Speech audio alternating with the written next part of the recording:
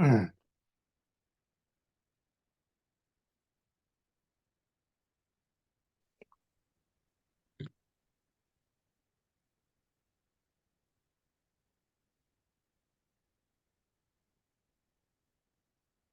은영 씨 들어오셨네요. 안녕하세요. 네, 어, 안녕하세요. 네, 왜 제 얼굴이 안 보일까요? 얼굴 안 보여요? 아, 제 얼굴 안 보이는데 그건 상관없을 것 같아요. 아니, 한쪽 귀퉁이에 보일 텐데, 지금 뭐로 보세요? 음, 아, 발표자로 봤구나. 죄송해요. 어, 네, 이제 보이네요. 조금 보이죠? 네, 네네네. 이게 지금 우리 공부할 거 공유를 큰 화면에 해놔서 사람은 옆에 조그맣게. 음, 그래서 지금 발표자만 보이는 거구나. 어, 제 얼굴 보이죠? 네네네. 네, 그래, 서로 얼굴은 요만하게 보입니다. 어떻게 가정의 달 5월이 다 지나가고 있는데, 어, 잘 보내시고 계셔요? 아니요, 저희 외할머니가 갑자기 뇌출혈이 오셔가지고 어, 연세가 어떻게 되시는데? 지금 85세신데요. 아니, 어, 그게 바로 어버이날에 저희 엄마가 어, 잡채를 해서 가져가셨거든요. 근데 할머니가, 뭐, 맛있는데, 뭐, 좀 짜다, 이러면서 농담하셨단 말이에요. 어, 그러고서는 다음날인가 다다음날에 갑자기 쓰러지셔서, 음, 그러시구나. 앞으로 말씀을 못 하실 거래요. 움직이는 거니. 어, 예전에 허리가 워낙 구부라지시긴 했는데, 움직이는 건 움직이실 수 있는데, 말씀을 좀 못 하신다. 아이고, 네, 그리고 이게 언어 쪽으로 마비가 와서 그렇구나. 음식 넘기는 것도 어려워요. 어, 그래서 약간 어이구, 지금, 네, 그러시구나. 그렇게 갑자기 하루아침에 그래서, 음, 이게 뭐, 원래 하루아침에 갑자기 오긴 오는 거긴 한데, 아이고, 놀라셨겠다. 네, 음, 네, 음, 그래서, 어, 에이구, 나이 들어가시니까들, 이제, 어디서 어떻게 맞아요. 무슨 문제가 생길지 몰라요. 그걸 조금 더 피부로 와닿았던 음. 일인 것 같았어요. 음. 그것도 지율이는 또 지율이가 지금 몇 살이죠? 지금 5학년이니까 12살이에요. 아, 근데 이제 사춘기로 들어간다고 네. 더 이상 동생 케어 안 한대요? 네. 엄청 승질내더라고요. 엄마가 좀 하라고 막. 아이고, 그래. 애들은 제가 또 그렇게 승질을 내는지. 그 지금 이제 질풍노도의 시기로 들어가고 있으니까.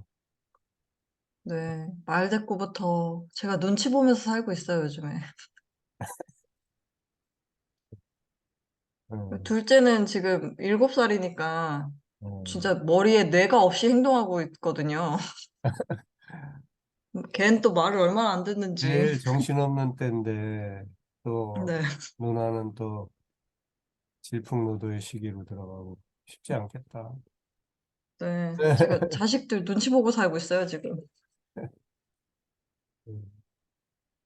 자식은 언제나 눈치 볼 대상이에요. 네. 저도 그래. 또, 크면 큰 대로 또 걱정거리가 있다고, 안 그래도 그럼요. 언니들이 얘기하더라고요. 어이구, 지금이 좋을 때야, 막 이러면서. 음, 뭐, 물어보기, 부탁하기, 이런 게 제일 힘든 게 자식이에요. 음, 그 잘 도와주는 애들도 있고, 그러긴 한데, 대체로 보면, 음, 자식에게 뭘 부탁하는 게 제일 어려운 거. 질문해도 맨날 그것도 모르냐고 그런 경우도 많고, 몇 번 가르쳐 줬는데 또 물어보냐고. 어, 맞아. 그럴 수 있겠다. 우리 맞아요. 자식들이 저도. 하는 거 생각하면 우리가 부모들에게 어떻게 했는지가 나옵니다. 맞아요. 또 반성하게 되네. 알았어, 저도 엄마한테 그랬던 것 같아요. 순아 집사님 왜 안 들어오시지? 오늘 들어온다고 했는데. 그러니까, 이렇게 또 일찍 나가시잖아. 우리 은영 씨도 오늘은 빨리 나가야 된다고 그랬죠? 네, 저 5시 20분이요. 한 5시 20분, 25분 차니까 20분에 뛰어나가면 돼요. 그러니까, 빨리 시작해야 되는데 또 빨리 안 들어오시네. 그게 오늘 들어오긴 한다고 했었는데. 음, 아, 컴퓨터 초기화하고 있어서 2분 정도 걸릴 것 같대요. 표기? 단톡에 올라와 있네요. 뭘, 저가 또 문제가,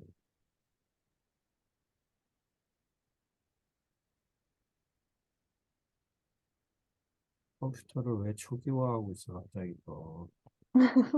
에이가, 네, 시작합시다. 하다 보면은 들어오시겠지 뭐. 네, 네, 네, 잠깐 기도할게요. 하나님 감사합니다. 오늘도 우리 성경 바이블 12 이 시간 모였습니다. 복음서 공부합니다. 하나님께서 저희들에게 지혜의 영으로 함께 해주시고 또 잘 배우고 깨닫고 또 말씀 열심히 읽어가며 하나님을 더 깊이 만나는 우리들 되게 해 주옵소서. 이 한 시간 제 성령께서 저희와 함께 해 주옵소서. 함께 참여하지 못한 우리 자매님들에게도 동일한 은혜 주시고 나중에 영상을 통해서 잘 배울 수 있도록 도와주옵소서. 예수님 이름으로 기도드립니다. 아멘. 네, 오늘 지난 시간에 복음서 전반적인 것과 마태복음을 조금 소개해 드렸는데 오늘은 마가복음입니다. 아, 예, 마가복음. 네, 자, 마가복음의 저자, 마가가 전하는 복음서 그런 뜻이거든요. 그래서 네. 마가라고 하는 사람이 이제 마태복음은 마태라고 하는 사람이 전한 복음. 그래서 마태는 세리, 그 세무서에서 일하는 사람이었다가 예수님의 부르심을 받고 이제 예수님의 제자로 뛰어든 자였죠. 그의 기록이었고 똑같이 예수님 이야기를 전하지만 이 마가라고 하는 사람이 전하는 복음서는 또 좀 특징이 있는데 일단 마가는 어떤 사람인가? 바나바의 조카, 바나바의 생질입니다. 예. 그리고 이 초대교회에 그 마가 다락방, 성령 강림 사건이 유명하죠. 그 마가 다락방이라고 할 우리가 흔히 그렇게 말할 정도로 성령 강림, 초대교회 엄청난 그 변화의 역사를 경험했던 많은 무리들이 모여서 기도하다가 성령 충만함을 받게 되는데 바로 그 집이 자기 집이었던 거죠. 네. 그러니까 음, 엄청난 이렇게 인생에 있어서 큰 경험을 하게 되면서 예수님을 이제 접하게 되고 그러니까 소위 복음을 접하게 되고 그 복음을 전하게 되는 그런 사람입니다. 예, 음, 뭐 그런 것들이 글 쓰는데도 나타나는 것 같아요. 글 쓰는데도 어, 이제 여기 아래에서 두 번째 문체가 간결하고 진행이 빠르고 생동감 있게 묘사된 것이 마가복음의 특징입니다. 계속해서 예수님은 한 곳에 계시지 않고 착착착착 막 정말 분주할 정도로 이리저리 움직여 다니시는 그런 예수님의 모습을 아주 잘 전하고 있는 그런 복음서가 마가복음서죠. 그리고 가장 짧은 서신서입니다. 그걸 미루어 볼 때 마가복음은 가장 먼저 기록된 복음서라고 어, 볼 수가 있겠죠. 예. 그 뒤로 나오는 것들은 이제 조금씩 더 보태지면서 장수가 늘어나게 되었죠. 네. 마가는 특히 그 두 번째 베드로와 바울의 소중한 동역자예요. 베드로하고도 함께 일을 했고 바울하고도 함께 일을 한 경험이 있는 그래서 상당히 그 이력이 우리 그 사도들과 함께 깊이 일한 동역자로서 더 많은 사실은 예수님에 대한 정보를 더 소중한 정보를 가지고 있는 사람이다 이렇게 볼 수가 있겠죠. 네. 네, 마가복음은 이제 이 마태복음이 유대인들을 겨냥하고 있다면 히브리인들을 겨냥하고 있다면 마가복음은 로마 제국 안에 있는 이방인 그리스도 이방인들로 있다가 그리스도인이 된 사람들 네, 그런 사람들을 타겟으로 하고 있어요. 글 쓴 목적이 말이죠. 네. 그 글 쓴 그 이유가 네로의 박해하에서 고난과 순교에 직면한 그리스도인들 아주 어려운 시기였죠. 이들에게 용기를 주기 위해서 예수님이 어떤 분이신가 예수님은 놀라운 기적을 많이 우리에게 보여주시고 어, 진정한 그 제자의 길이 무엇인지를 가르쳐 주신 분이다 하는 이야기가 이 마가복음에 있습니다.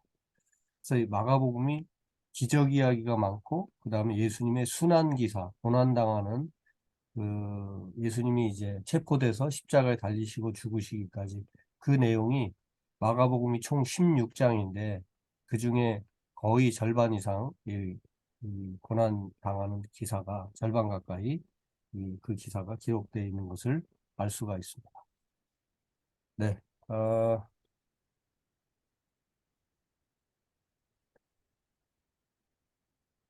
자, 마가복음의 특징 다시 한번 좀 정리를 하면 마가복음은 지난번 우리 사복음서를 사사소독 마태복음은 사람복음, 마가복음은 사자복음, 누가복음은 소복음, 요한복음은 독수리복음 이렇게 좀 소개해드린 바가 있죠. 예, 그래서 사자복음서라고 말씀드릴 수 있어요. 그리고 테마는 종으로 오신 메시아. 마태복음이 왕이신 예수님을 그리고 있다면 섬기는 종으로서의 예수님의 모습을 더 많이 부각하고 있는 복음서가 마가복음입니다. 그런데 그 섬기는 종이 또 움직이는 모양을 보면 사자처럼 얼마나 그렇게 힘있게 끊임없이 활보하는 그런 모습을 만날 수가 있습니다. 자, 그래서 아까 말씀드린 것처럼 간결한 복음서고 뭐 모든 학자들이 거의 공통으로 인정하는데 최초의 복음서일 것이다. 네. 추상적 담론보다는 구체적인 사건들을 계속 나열하고 그 사건들을 중심으로 예수님을 소개하고 있는 그런 복음서입니다. 어, 최초의 복음서답게 예수님의 탄생 기사는 없어요. 1장부터 세례 요한에게 나가서 세례 받으시고 그 다음에 요단강에서 성부, 성자, 성령 하나님이 함께 하시는 그 경험을 하고 곧 광야로 이끌림을 받아서 광야에서 40일 그 소위 훈련을 어, 유혹을 받으시죠. 그 유혹을 다 이겨내시고 그리고 바로 공생애를 시작하는. 그래서 마가복음은 그냥 바로 처음부터 우리가 보통 흔히 33세쯤 돼서 예수님 돌아가셨다고 공생애 3년간 사역하시고 그러니까 30대 예수님으로 바로 만날 수 있는 복음서가 마가복음서입니다. 예, 그래서 사자복음이라는 별칭이 붙은 것처럼 돌진하고 또 돌진하는 사자 같은 복음서라고 말씀드릴 수 있어요. 예수님을 끊임없이 사자처럼 활보하는 모습으로 그려냈습니다. 네. 그리고 그 이적의 복음서라고, 기적의 복음서라고 할 수 있는데 마태복음은 28장까지나 있잖아요. 마가복음 16장까지 있는 거 보면 분량이 상당히 많음에도 불구하고 마태복음에는 비유가 14개 있고 그리고 마가복음에는 비유가 4개밖에 없는데 대신에 마가복음에는 이 기적 이야기가 20번이나 기록되어 있습니다. 기적 이야기가 많이 기록되어 있는 것이 이 마가복음이라고 하는 거. 그 다음에 어떤 하루, 안에 여러 가지 일들이 벌어진 그런 분주한 하루를 마치 막 며칠씩, 일주일씩 된 것 같은 일들인데 그게 하루 안에 벌어진 일들. 그런 식의 하루에 벌어진 일들을 아주 상세하게 기술을 하는. 그리고 사건에는 바로 또 사건이 뒤따르게 되는 그런 식으로 이렇게 다이나믹하게 계속 이렇게 예, 움직이는 예수님의 모습, 그런 기록 방식으로 되어 있습니다. 자, 그렇게 예수님은 막 정신없이 움직이시는데 제자들은 늘 흔들리고 있습니다. 예수님의 발걸음, 예수님의 템포를 따라가지 못하고 있습니다. 계속 어? 의심하거나 또 흔들리거나 하여간 이렇게 예수님을 통해서 많은 놀라운 일들을 함께 경험하면서도 마가복음엔 특히 이 제자들의 무지함, 뭘 이해, 뭐 이런 것들. 그래서 마른 제자인데 참 한심한 그런 모습이 많이 부각되고 있는 그런 복음서가 이 마가복음이라고 할 수가 있습니다. 그래서 흔들리는 제자들, 그다음에 예수님의 말씀이나 행동 양식 이런 것들을 제대로 잘 이해하지 못하는 그런 제자들의 모습이 그 예수님의 그 어떤 다이나믹한 모습에 비해서 항상 제자들이 뭔가 제대로 쫓아가지 못하고 이해하지 못하는 그런 모습들을 이 마가복음에서는 특히 더 많이 만나게 됩니다. 그래서 제자들의 어떤 실패담, 믿지 못하는 연약한 모습, 뭐 이런 것들이 예, 마가복음에서 우리는 많이 확인할 수 있고요. 그래서 제자들이 쫓아가기에는 너무 빠른 예수, 뭐 달리기를 잘한다 그런 뜻이 아니라 이 어떤 사고방식, 행동 양식 이런 것들이 항상 제자들이 생각하는 그 수준 이상으로 빨리빨리 이렇게 그 지경을 넘어가는 예수. 그래서 예수님과 제자들의 간극이 늘 있다고 하는 것을 이 마가복음에서 확인합니다. 그런데 예수님의 그 발빠른 예수님의 모습의 그 고울, 타겟, 최종 고울은 막 정복하고 어, 전쟁하고 이겨서 뭐 정말 위대한 장군이 되고 장수가 되고 그 어떤 한 민족의 지도자가 되는 그런 모습이 아니라 십자가에 죽으시기까지 섬기시는 종으로서의 모습을 보여주십니다. 그렇게 발빠르게 움직이고 그렇게 지경을 넘어서 제자들의 그 상식 수준을 넘어서 움직이시는 그 최종 고울이 결국 십자가의 죽음이셨습니다. 어, 참 특별한 삶이죠, 그죠? 네. 그래서 그 그리스도의 위대함은 섬김으로 드러난다고 하는 거.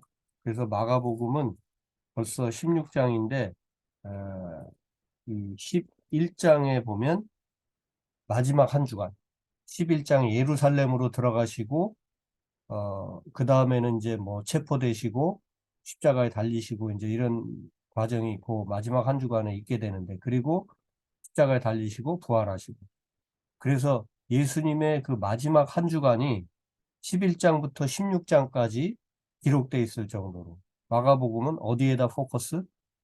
10장까지 막 정신없이 움직이시는 예수님의 모습이지만 결국은 포커스는 11장부터 16장까지 끝까지 죽기까지 섬기시는 예수님 이야기가 이 마가복음의 특징이라고 하는 거죠. 네, 그래서 그 섬김은 죽기까지 계속된다고 하는 거. 마지막 순간에도 뭐 하나님의 아들이신 예수님 에, 잡히지 않을 일들은 많이 있었겠죠. 네, 그런데도 예수님은 계속 마치 의도적으로 잡히시려고 하고 죽으시려고 하는 것처럼 그렇게 십자가를 향해서 가십니다. 제자들은 그 길을 외면하려고 하고 예수님의 방향을 바꿔보려고 하지만 그러나 예수님은 방향을 바꾸시지 않죠.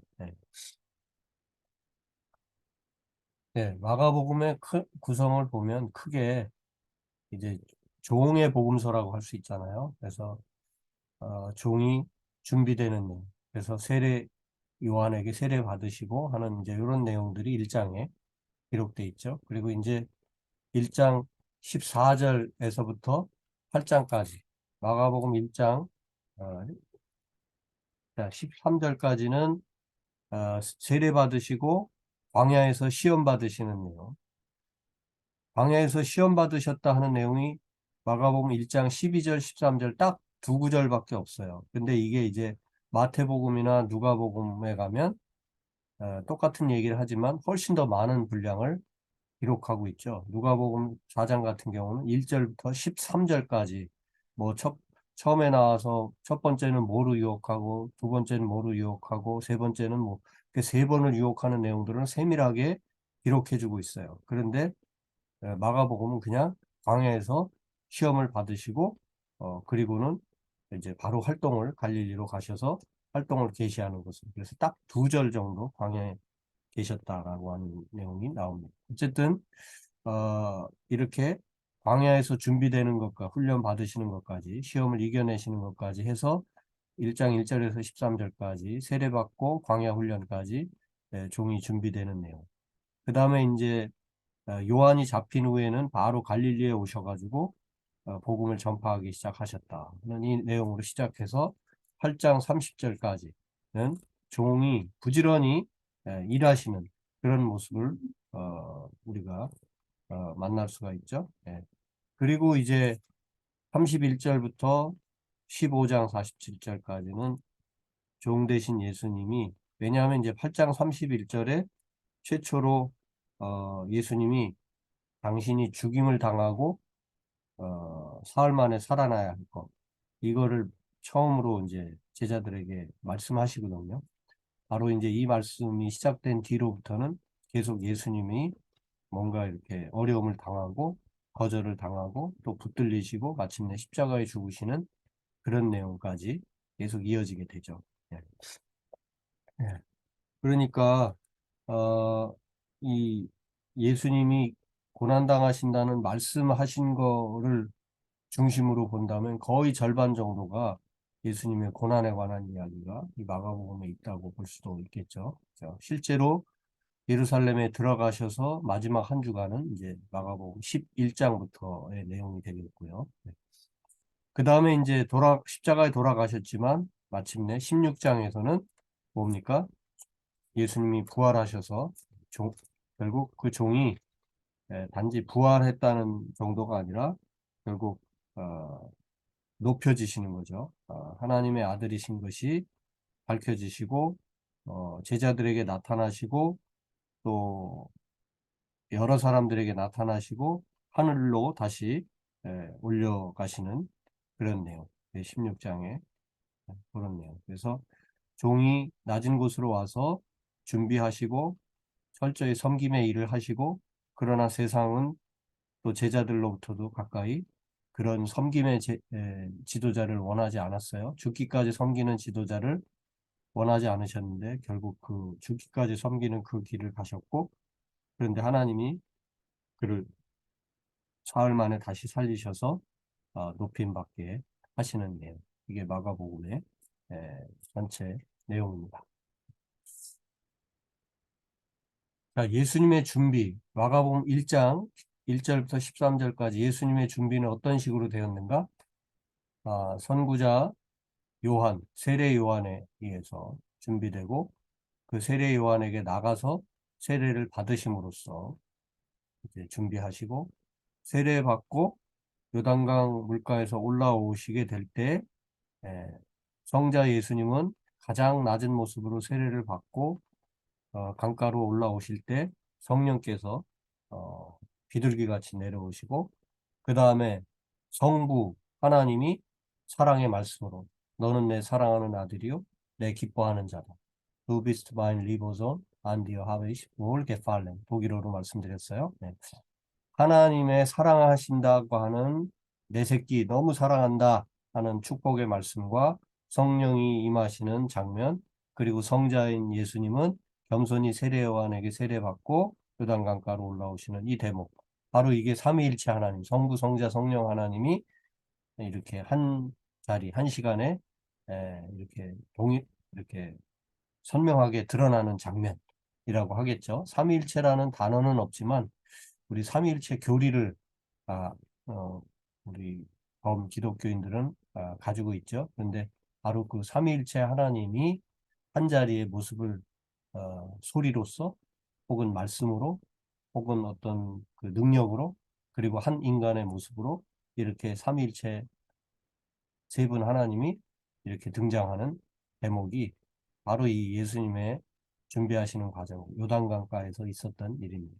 그리고 거기서 더해 인간으로서 받을 수 있는 시험과 유혹까지 광야로 성령의 이끌림을 받아서 가셔서 거기서 시험과 유혹을 받고 다 이겨내시고 이 과정이 다 끝난 다음에 이제 공생애를 이제 공식적으로 시작하시는 거죠. 갈릴리로 가셔서 주로 갈릴리에서 사역을 감당하셨고 어, 뭐 동서남북 사방으로 다니셨습니다만은 주로 그 계셨던 곳이 갈릴리였고요.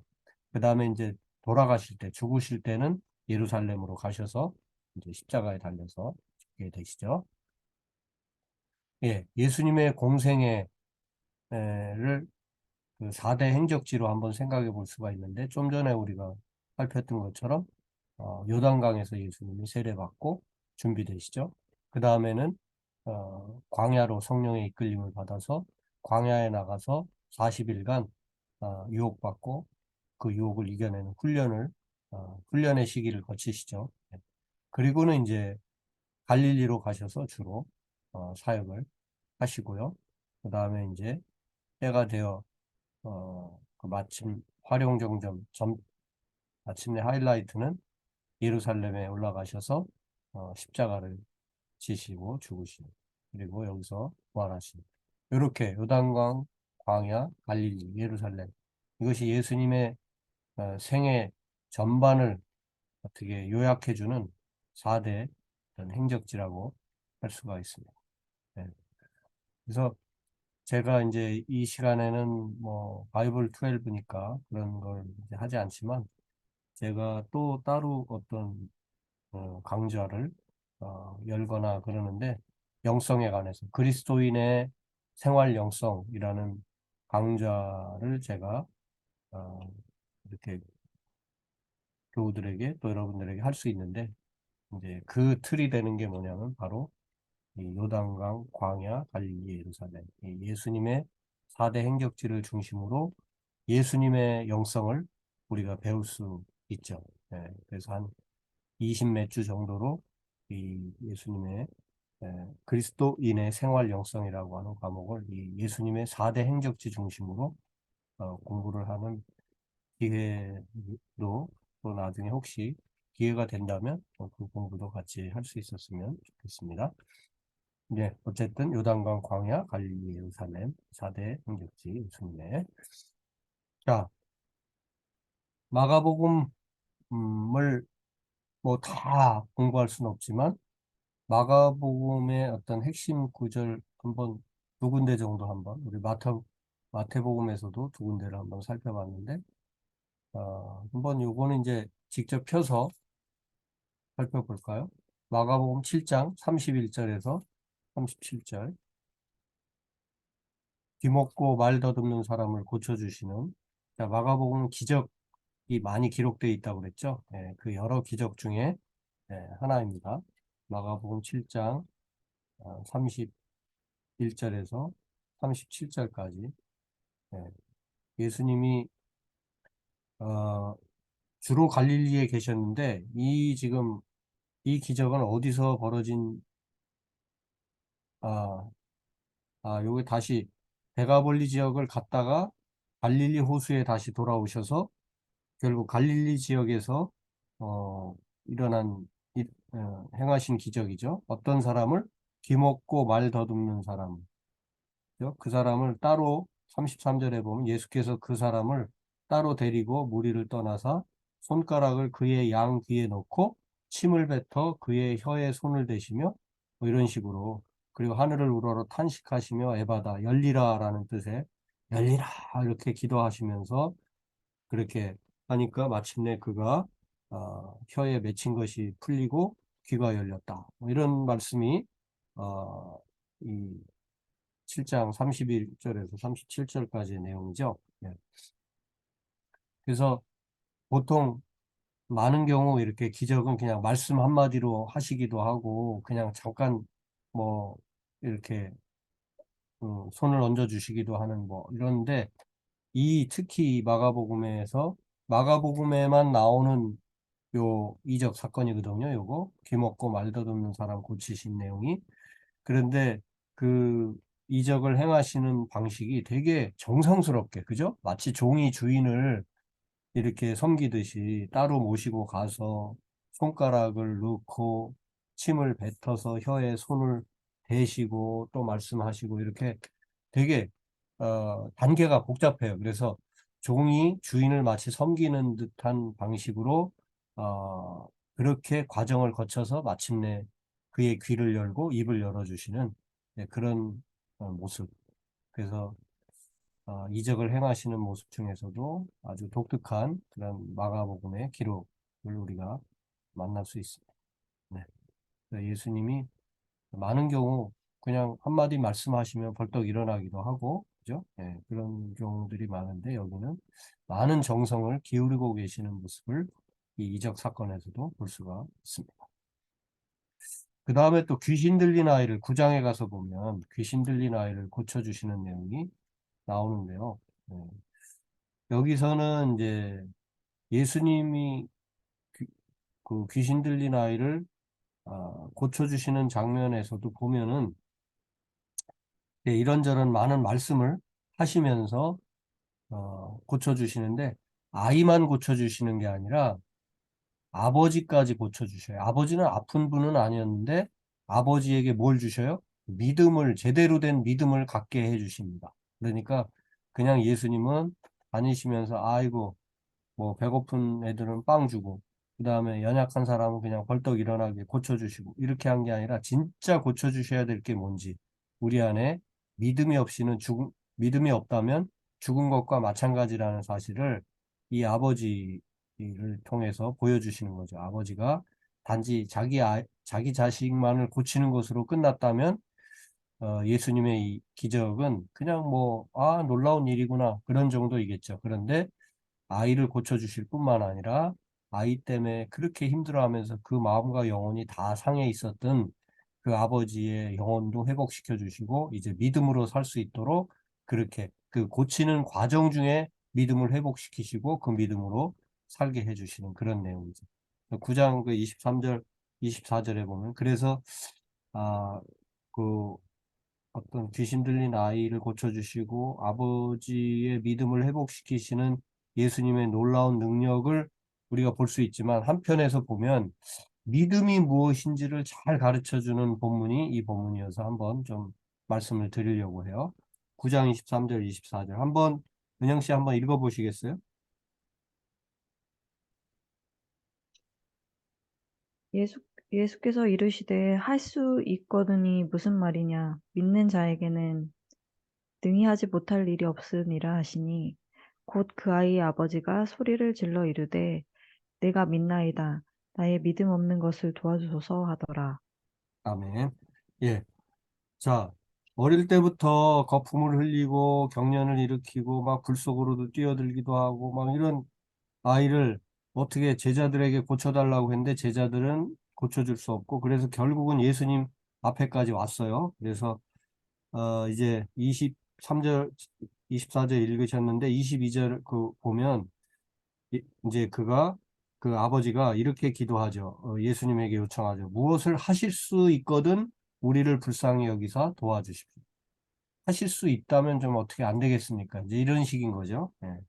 그러니까 이제 예수님이 할 수 있거든 고쳐달라는 게 뭔 말이냐. 믿는 자에게는 능히 하지 못할 일이 없다. 이렇게 말씀하시면서 더 강력한 믿음을 요구하시는 거죠. 그러니까 그런 말씀이잖아요. 그죠?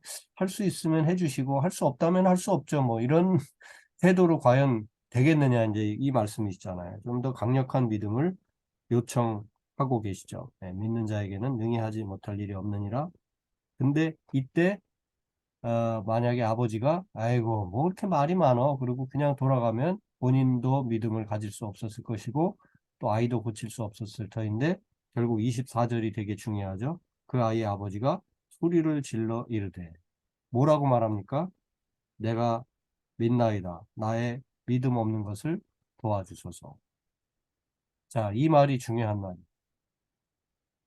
자, 지금 예수님에게 할 수 있거든 해주십시오, 고쳐주십시오라고 했을 때 예수님은 할 수 있거든 무슨 말이냐 할 때 결국 믿음이 없구나 이런 얘기잖아요. 그죠? 그 믿음 가지고 되겠어? 뭐 이제 그럴 때 이 아버지가 내가 믿나이다. 나의 믿음 없는 것을 도와주십시오. 이렇게 얘기를 했잖아요. 자, 그러면 자, 이 아이의 아버지는 지금 믿음이 있어요, 없어요?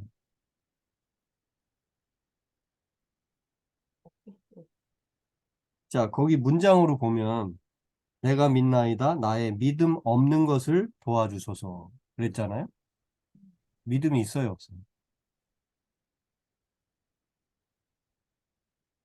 없었는데 없는데 좀 도와주는 거 아니에요? 예. 예. 분명히 좀 전도 그렇고, 그죠? 예수님의 말씀에 판단, 그 기준으로도 그렇고, 이 사람이 믿음이 없었던 거야. 그죠? 믿음이 없는데, 내 믿음 없는 것을 도와주십시오. 내가 믿습니다. 이제 이 얘기잖아요. 그죠? 그러면 나는 지금 믿음이 없는데, 나는 믿습니다. 나를 도와주십시오. 이 말은 믿음이 있다는 거예요. 자, 그리고 바로 그게 믿음의 실체라는 겁니다. 그게 뭐냐면, 믿음이라는 게 이렇게 늘 저절로 잘 생겨나는 게 아니라는 거예요. 그 실상을 따져보면 뒤지게 안 믿어져. 이 아버지처럼. 아니, 제자들에게도 다녀보고 뭐 이리저리 별 방도를 다 써봤을 거 아니에요. 그래, 어떻게 보면 막판에 이제 예수님께 왔는데 당신도 어떻게 하실 수가 있겠어요? 하실 수 있다면 한번 고쳐봐 주실래요? 뭐 이런 거잖아요.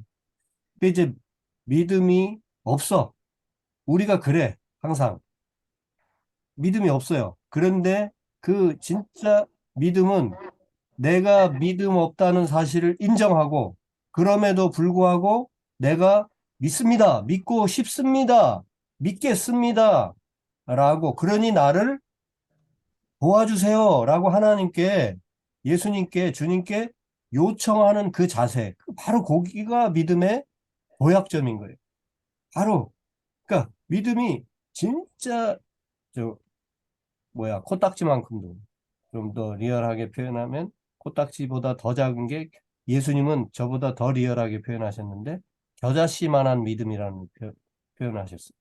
겨자씨는 눈에 잘 보이지도 않아. 떨어져도 소리도 안 나. 겨자씨를 떨어뜨렸다 그러면 찾기도 힘들어 이거. 거의 먼지와 같은 수준이기 때문에. 근데 그렇게 진짜 냉정하게 보면 믿음이 없다라고 까지 그렇게밖에 생각할 수 없는 그런 상황인데 그것이 어느 순간 내가 믿음 없습니다라는 것을 인정하고 그러나 내가 믿겠습니다. 잘 믿도록 도와주세요. 이렇게 전적으로 하나님께 의지하는 순간 우리는 큰 믿음의 사람이 된다고 하는 거죠. 예, 믿음은 그런 거예요. 그래서 믿음이 예? 막 찰찰찰찰 흘러 넘쳐서 늘 모든 게 잘 믿어져 가지고 믿는 게 아니라는 잘 안 믿어지니까 믿음이지. 그냥 뭐 생각하지 않아도 잘 이렇게 받아들여지는 거는 믿음이 아니라 사실이고 진실, 진리 뭐 이런 정도겠죠. 해가 동에서 떠서 서에서 서로 진다. 뭐 이런 거. 그걸 누가 믿는다고 그래요? 그냥 사실이잖아. 그런데 믿음은 그런 거하고는 달라요. 누구나 다 그렇게 될 거라고 생각하지 못하는, 아니라고 생각하는 그거를 내가 믿는 거예요. 네. 그러니까 그 믿음은 되게 없어 보이고, 100% 아닌 것처럼 보이지만, 그러나 내가 믿습니다. 도와주십시오라고 의지할 때 확실한 믿음으로 급변한다고 하는 거. 그래서 믿음은 매번 믿음 없음에서 믿고 싶습니다로 도약하는 겁니다. 예. 자연스럽게 이루어지는 게 아니라 내 도약이고 그 다음에 성령께서 도와주심으로 마침내 이제 가능한 것이죠. 여기서는 이제 예수님이 코앞에 계시니까 예수님께 강력하게 요청하는 거죠. 도와달라고. 내 믿음 없음을. 근데 나는 믿고 싶다고, 믿겠다고 이렇게 고백하는. 우리가 평상시에 기도하거나 또 무언가를 요청하고 할 때도 이러한 자세. 그리고 내가 믿음이 너무 없는 것 같다라는 어떤 낙심하는 지경에까지 이르게 될 때에도 그래. 원래 나는 믿음이 없어. 그러나 바로 믿음이 난 너무 없다라고 여겨지는 그 순간 하나님, 내게 믿음을 주십시오. 내가 믿겠습니다. 그러면서 더 강력하게 그 의지적으로 주님 손을 붙들고 그렇게 매달리면 이제 또 주님은 또 주님대로 우리에게 그런 또 힘을 잘 믿을 수 있는 그런 마음을 또 힘을 주시는 거죠. 그게 믿음이에요. 그 믿음은 절대 그 오토매틱 자동으로 야 어느 순간 나 예수 잘 믿기로 했어 잘 믿어 그러면 막 모든 게 다 찰찰찰찰 그렇게 오토매틱으로 가는 게 아니라고 하는 거.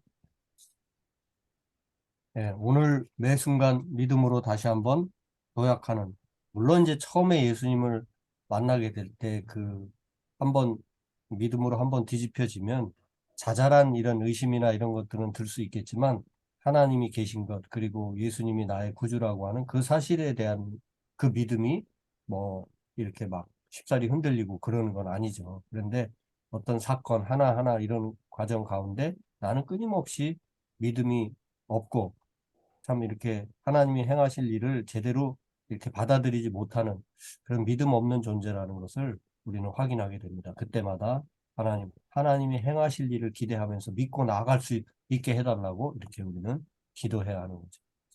믿음의 실체가 무엇인지가 여기에 담겨 있습니다. 네. 그래서 권순아 집사님 어떻게 된 거예요, 지금? 네? 좋았어요. 있어요. 언제부터 들어가게 됐어? 저 아까부터 앞에 한 8분인가 10분 놓치고 아, 들어왔어요. 들어오셨구나. 네. 내가 지금 발표자 모드로 나도 해놔가지고 상대방 하나만 보이게 하다 보니까 은영 씨만 계속 얼굴에 들어와 있었는데. 오케이. 자, 그러면 우리가 시간이 지금 되게 애매해가지고 이제 곧 은영 씨는 또 곧 떠야 되잖아요. 그죠? 네네네. 20분에요. 20분. 그러니까 지금 이제 마가복음은 대충 정리가 끝났는데 이제 누가복음을 시작하면 하다가 끝나야 되거든. 그래도 하다가 끝날까요? 계속 우리 어차피 요한복음까지 가야 되니까. 네. 네. 그러면 10분만 더 하겠습니다. 이제. 자, 누가복음, 어, 자, 마가복음이 제일 짧은, 이제, 그리고 제일 스피드하게 진행된 복음서라고 한다면, 누가복음, 누가라고 하는 누가는 의사거든요, 직업이. 그러니까 되게 인텔리겐트합니다. 뭐, 그렇고, 그 다음에 이제, 조금 다른 이방인들, 지혜를 사랑하는 헬라인들을 겨냥해서 쓰다 보니까 좀 더 템포를 천천히 그래서 분량도 제일 많아요. 마태복음 28장이고 누가복음 24장인데 절수로는 누가복음이 더 분량이 많습니다. 장만 그렇게 조금 장수가 좀 덜할 뿐이고 절이 막 50절이 넘어가는 장들이 많아요. 누가복음에는. 네. 그래서 제일 분량이 많은 복음서 그리고 그것은 무슨 말을 하냐면 결국 천천히 그 다음에 아주 구체적으로 예수가 그리스도라고 하는 사실을 계속해서 이 지혜를 사랑하는 헬라인들에게 계속 좀 보여주고자 하는 복음서가 누가복음서입니다. 네. 누가복음의 요절 말씀을 굳이 한번 뽑아본다면 인자에 온 것은 잃어버린 자를 찾아 구원하려 하십니다. 네. 예, 인자라는 표현을 이 누가복음에서는 많이 쓰고 있죠. 예, 사람의 아들. 왜냐하면 지혜를 자랑하는 헬라인들을 겨냥해서 쓰니까 예수님의 그 자기 표현에 여러 표현들이 있는데 인자는 하는 이 표현을 많이 쓰고 있습니다. 자, 저자 다시 말씀드리면 바울의 동료인 의사 누가 그리고 이 누가는 누가복음뿐만 아니라 사도행전을 기록한 예, 사도행전과 누가복음의 저자가 누가입니다. 네. 자, 누가복음은 시작을 데오빌로에게 그렇게 자기가 누구에게 쓰려고 하는지를 1장 1절에서부터 4절까지 그 내용이 나오는데요. 우리가 누군지를 잘 알 수 없는 데오빌로 각하에게 이걸 써보내겠다. 그리고 좀 성술하겠다. 뭐 이런 표현. 우리가 각하가 조금은 알고 있는데 그 알고 있는 거를 좀 더 확실하게 보강해 주기 위해서 자세히 쓰겠다. 뭐 이런 식의 내용으로 되어 있습니다. 그러니까 예수에 대해서 어느 정도 알고는 있지만 그러나 진짜 예수님이 어떤 분인지 또 어떻게 말씀하셨고 어떻게 활동하셨는지를 내가 좀 상세하게 그리고 확실하게 기록해서 알려드리고자 한다 하는 식으로 시작을 하고 있습니다. 그래서 데오빌로가 어떤 사람인지는 몰라도 테우스가 이제 신이라는 뜻이고 필로스는 지혜. 그래서 신적 지혜, 뭐 신을 향한 지혜, 뭐 이런 이름의 뜻이라고도 할 수 있는데 어쨌든 이 데오빌로라는 이름 자체가 헬라인 이름이거든요. 헬라 사람. 네. 필로스, 데오필로스. 그래서 지혜의 헬라인들을 겨냥해서 이제 데오빌로는 그중 대표가 되겠죠. 그래서 타겟이 이렇게 너무 유대인들에게 쓰듯이 써가지고는 이렇게 감동이 안 오고 못 알아먹을 수도 있다는 사실을 알고 이제 누가가 이렇게 에, 헬라인들 대상으로 쓴 복음서입니다. 그리고 그 목적은 인간 구원을 위해서 인간이 되신 그리스도의 깊은 사랑. 그래서 예를 들면 이방인들이라든지 가난한 여인들이라든지 이렇게 연약한 자들에 대한 구속적인 사랑, 예수님의 사랑을 잘 드러내 주려고 의도하고 있는 책이 누가복음서입니다. 네, 누가복음의 구성은 4장 13절까지는 바로 이 인자라는 표현을, 자, 마태복음에서는 왕의 모습, 그죠? 마가복음에서는 종으로 오신 그리스도, 그리고 누가복음에서는 가장 이제 어떤 사람의 아들, 로서의 모습. 예. 그래서 인자라는 표현을 쓰는데, 자, 근데 그 사람의 아들은 되게 긍휼을 많이 베풀고 사랑이 많은 그런 인자죠. 예.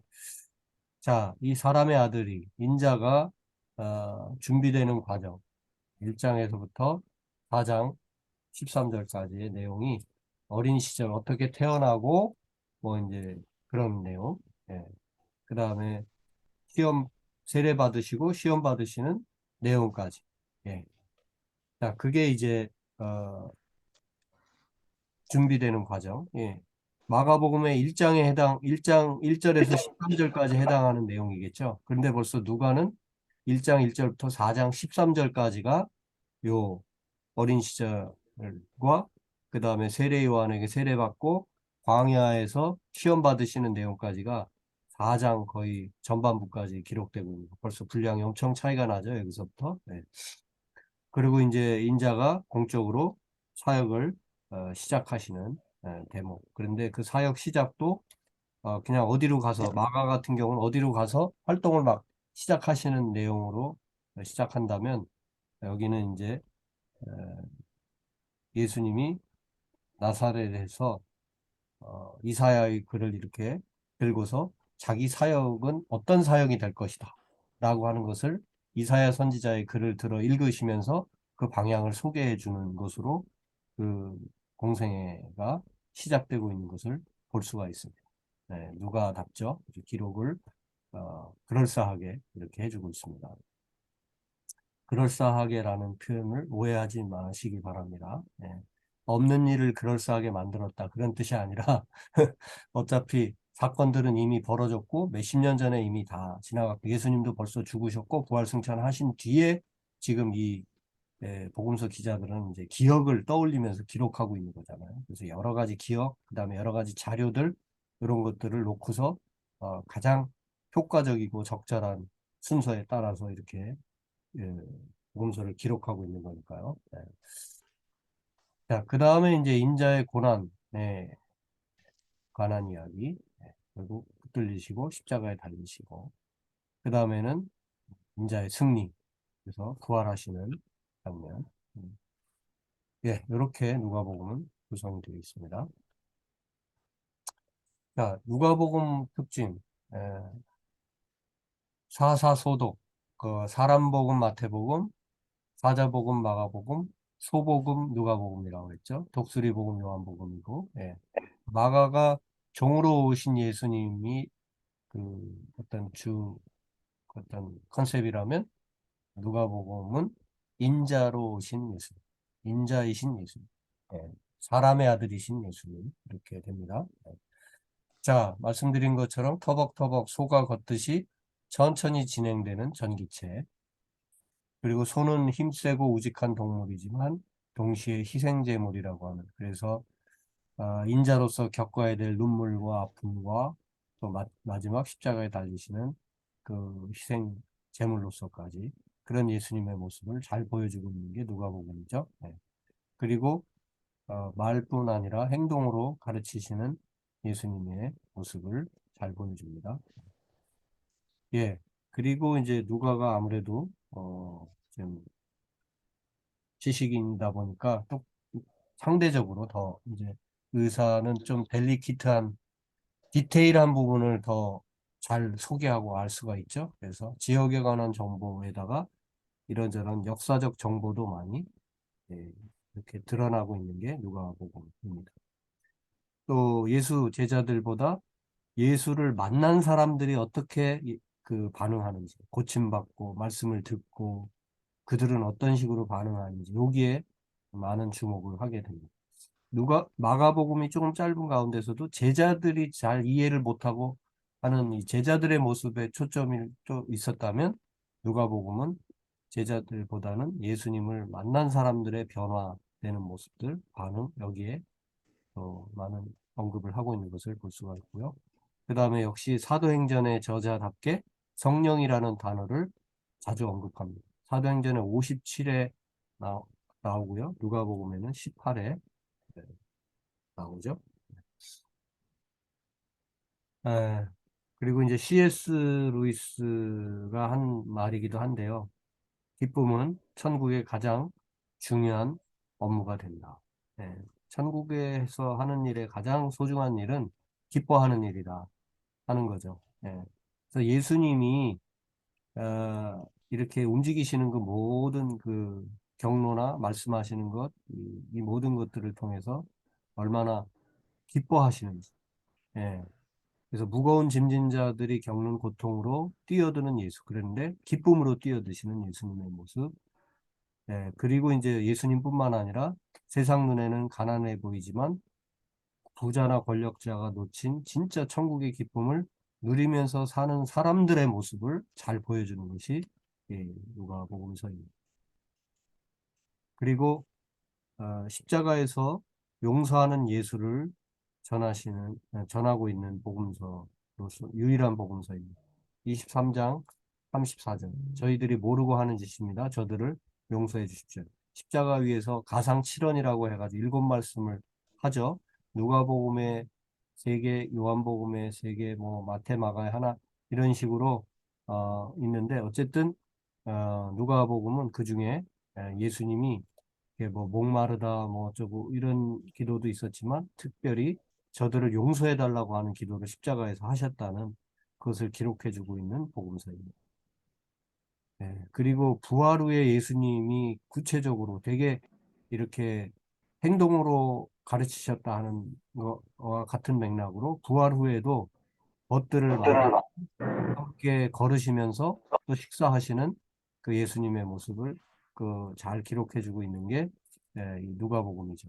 그래서 이 누가복음 그 24장에 보면 어디로 가요? 엠마오 길로 가는 제자들에게 나타나셔서 그들과 식사하시고 이게 마가복음에도 잠깐 나오지만 마가복음은 딱 2구절로 끝나는데 이 누가는 요 대목을 아주 디테일하게 기록을 해주고 있습니다. 네. 자, 그래서 누가복음은 마치 속편인 사도행전의 예고편과 같은 그런 느낌을 받을 수가 있습니다.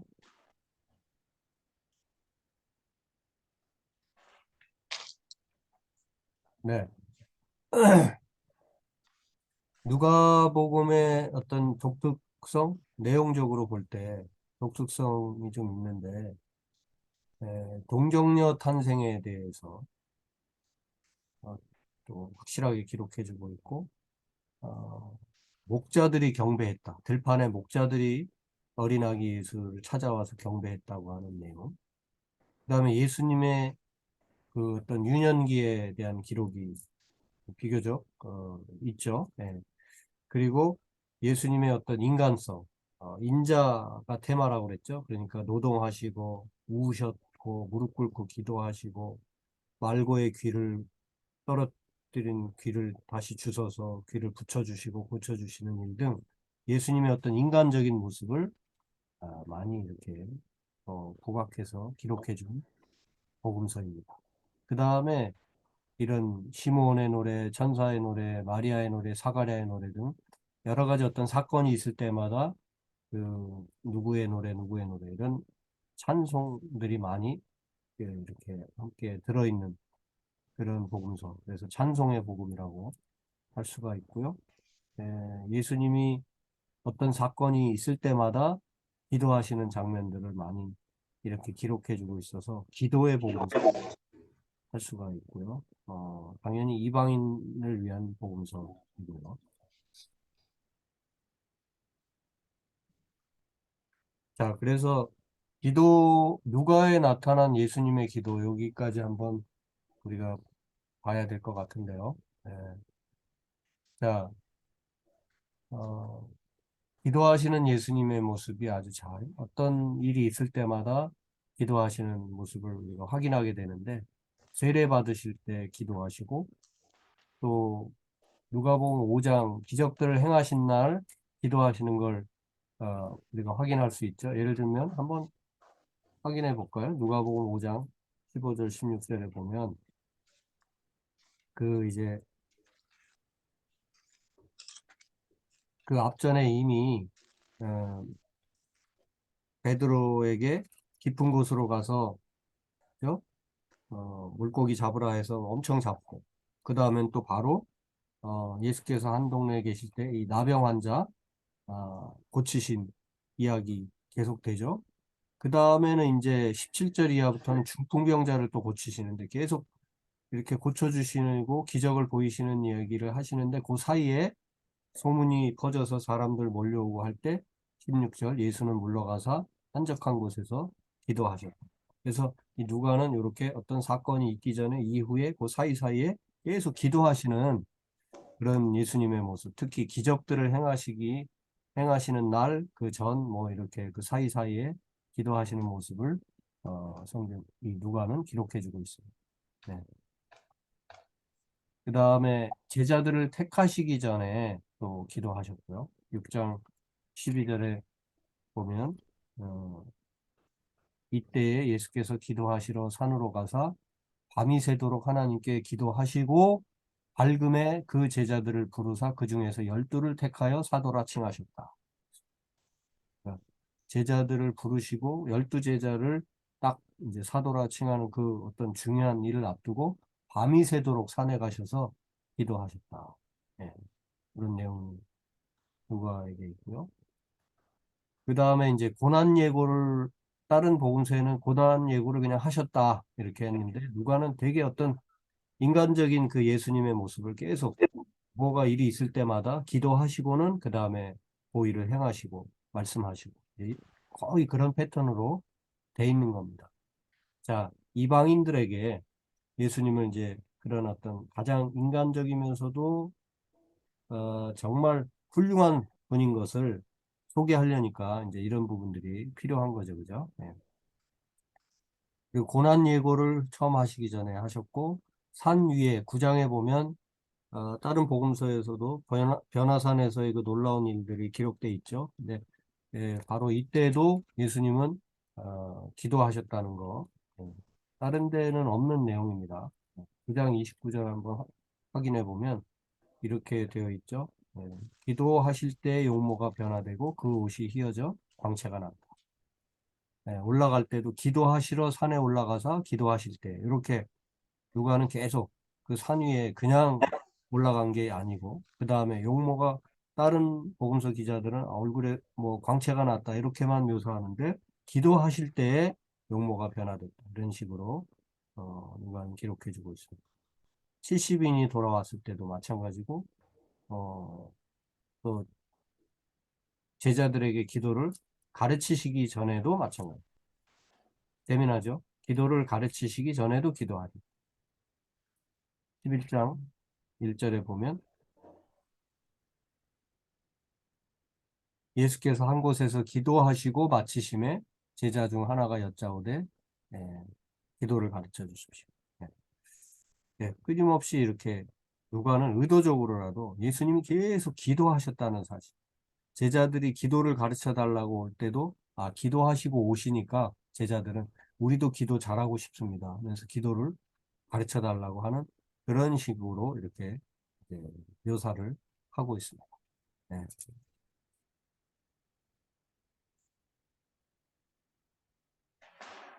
네. 그 다음에 겟세마네 동산에서 기도하시는 건 뭐 우리 잘 알죠, 그죠? 겟세마네 동산에서 얼마나 간절하게 기도하셨는지 22장에 자, 거기도 한번 확인해 보면 22장 39절에서 46절까지 39절에서 46절까지 여기도 보면은 예수님께서 나가서 습관을 따라 감람산에 가시 기도하던 습관을 따라 가셨고 그대로 또 기도하시는데 얼마나 힘쓰고 애써 기도하시는지 땀이 땅에 떨어지는 핏방울 같이 될 정도로 이렇게 간절히 기도하셨다는 내용이 이 22장에 기록되어 있죠. 그리고 십자가에 달리셔서도 아까 본 것처럼 기도하시는데 그 기도가 용서의 기도였던 거죠. 예.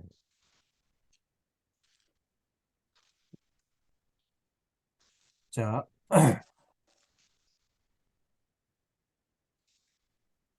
예, 요한복음의 기도 여기까지 볼까요? 여기 가상칠언 요거만 정리를 하고 마치죠. 예. 그래서 보면은 요한복음의 세 구절 예수님이 그 다음에 누가복음의 어, 세 군데에서 세 구절을 확인할 수 있죠. 아까 본 것처럼 누가복음 23장 34절에 아버지여 그들을 용서하여 주십시오. 저들이 자기들이 하는 짓을 알지 못하고 있습니다. 용서의 기도가 누가복음에 기록되어 있고 또 이제 그 옆에 함께 달린 강도에게 오늘 네가 나와 함께 낙원에 있게 될 것이다 라고 하는 이런 축복의 기도가 또 누가복음에 기록되어 있고요. 또 누가복음에는 마지막 이제 순서상 아마 마지막일 것이다 라고 보는 아버지 내 영혼을 아버지 손에 맡기옵니다 하는 기도. 요게 이제 누가복음에 기록되어 있습니다. 그리고 이제 세 번째 어머니 당신의 아들입니다. 요한에게 보라 내 어머니다 라고 이렇게 십자가 옆에 서 있는 요한에게 한마디 던지시는 그런 내용이 요한복음 19장에 있고요. 내가 목마르다 다 이루었다 이런 것들을 요한복음에서 예수님이 외치신 말씀 확인할 수 있습니다. 그리고 이제 마태복음하고 마가복음 양쪽에서 딱 예수님은 그야말로 이 마태나 마가는 예수님이 십자가상에서 하나님께 얼마나 고통을 당하셨는지 그리고 하나님께조차도 전적으로 버림받으시는 그 순간을 묘사하는 거죠. 하나님 어찌하여 나를 버리셨나이까. 이게 마태와 마가복음에 나오고 이렇게 십자가 위에서의 7마디 예수님의 말씀 그렇게 정리할 수 있는데 다시 말씀드리면 그 중에서 특히 이 용서의 기도 그리고 또 죄인들이 마지막 희망을 십자가에 함께 달린 죄인이 마지막 희망을 가질 수 있도록 어떤 축복하고 격려하는 그런 기도까지 용서와 축복의 기도를 보여주는 복음서가 바로 누가복음이라고 할 수가 있겠습니다. 네, 여기까지 해야 되겠네요. 누가에만 있는 본문들은 다음 시간에 이어서 하도록 하겠습니다. 네. 어떻게 할까요? 계속 누가까지 다 해버릴까? 그러면 너무 저도 이제 수업하러 가야 돼가지고. 나가셔야 되지. 예. 네네. 잘라서 합시다. 예. 우리가 뭐 허겁지겁 가야 될 이유가 없어요. 예. 네. 어때 어땠어요? 오늘 또 한마디. 저는 참 어렸을 때부터 그냥 읽었는데 대부분 이제 이런 배경이나 역사적 배경이라든지 그리고 또 어렸을 때도 그렇고 예전에도 모를 때는 왜 똑같은 복음서인데 왜 네 개나 똑같은 내용 네 개나 있지 이랬었던 것 같아요. 근데 나중에는 이제 쓴 사람의 그런 막 예를 들어서 누가는 뭐 의사 뭐 이런 식으로 누가 맞죠? 이렇게 네. 되면서 그 중점을 어디에 두고 있느냐에 따라서 좀 달라질 수 있다는 걸 이제 알았죠. 예. 그러니까 네. 훨씬 더 풍성해지잖아요. 그죠? 예수님에 대한 이해가. 네, 그냥, 그리고 또 이게 한 사람만 쓴 게 아니라 오히려 여러 명이 씀으로써 더 오히려 이게 사실이라는 거에 힘이 그렇죠. 더, 네. 그렇죠. 예. 네. 한 사람만 딸랑 써놨다면, 진짜, 그걸 믿어야 되느냐 말아야 되느냐, 죽을 때까지 아마 계속 맞아요. 고민했을 가능성이 많아요. 근데 맞아요. 그랬을 거예요. 네 사람이, 순서도 좀 다르고, 내용도 조금씩 다른데, 어쨌든 중요한 메시지는 예수가 그리스도라고 하는 음, 그런 사실을 전하고 있으니까. 그래서 이게 성경이 위대한 거죠. 복음서가 네 권인 게 얼마나 감사해요. 네, 맞아요. 그래요. 이런 차이를 조금씩 느껴가면서 마태, 마가, 누가, 이제 요한복음까지 이제 좀 이렇게 정리를 해나가는 이런 시간들이 얼마나 소중한 시간들인지 몰라요. 그걸 이제 눈으로 하나하나 또 확인하면서 읽을 때 기쁨은 더 커지겠죠. 그래요. 자, 움직이셔야 되니까 제가 기도하고 마치겠습니다. 네. 하나님, 감사합니다. 오늘 또 복음서 공부 두 번째 시간 마가복음과 누가복음 일부 공부할 수 있게 해주셨습니다. 주여 여러 복음서 기자들의 조금씩은 다른 목적으로 그래서 다른 표현으로 기술된 예수님 이야기가 우리에게 더 크고 분명하고 그리고 예수님에 대한 더 많은 정보를 우리에게 주면서 더 큰 믿음으로 우리가 살아갈 수 있도록 인도해 주심을 알고 하나님의 이 신비한 경륜에 또한 감사를 드립니다. 아버지, 우리가 하나님 말씀을 더 가까이 접하며 하나님의 은혜를 더 깊이 또 풍성히 누리기를 원합니다. 말씀 속에서 주님을 더 세밀하게 만나기를 원합니다.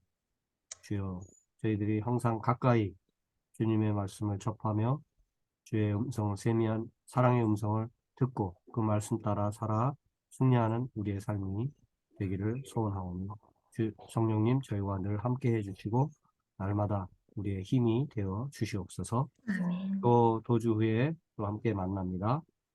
우리 지체들에게 건강 주시고 지혜 주시고 아멘. 또 무엇보다도 주님 안에서 진정한 평강을 누리고 참 믿음으로 살아가는 우리 모두가 되게 하여 주옵소서. 아멘. 감사하고 우리 구주 예수 그리스도의 이름으로 기도드립니다.